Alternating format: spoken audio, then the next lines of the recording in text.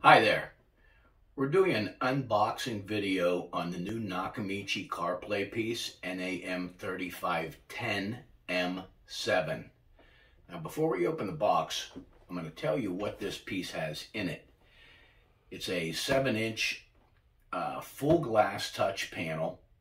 It's obviously got Bluetooth and it has a very high resolution on the video playback. It's 1080p HD, which gives you 800 by 480 pixels on this 7-inch monitor. A couple of things in particular, it has a 16-band EQ, which is uncommon. It also has 4-volt output and 3-volt output for the subwoofer, so it's 6-channel preamp output. Time alignment, 2 RCA video outputs, rear camera obviously, and it has an input for a micro SD card, and as I said, Apple CarPlay and Android Auto, and I think that's about it. It does have time alignment.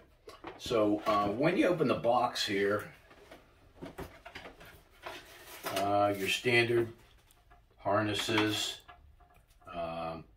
5 RCAs with mono dot to subwoofer. You got to have forks. The remote is pretty slick, a different remote. As you know, we're positioning Nakamichi as a step-up brand, and the remote looks like a step-up brand. As you take the piece out of the box, very nicely packaged, high quality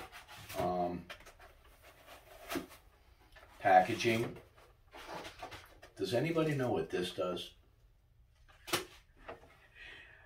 Anyway, this is the piece. Very simple on the front.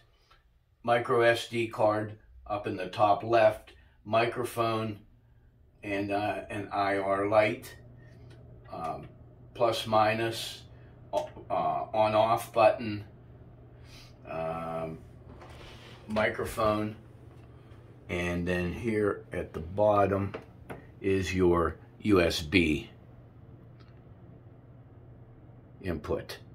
Okay, as we mentioned, it's a really nice glass finish on that, and very shallow chassis.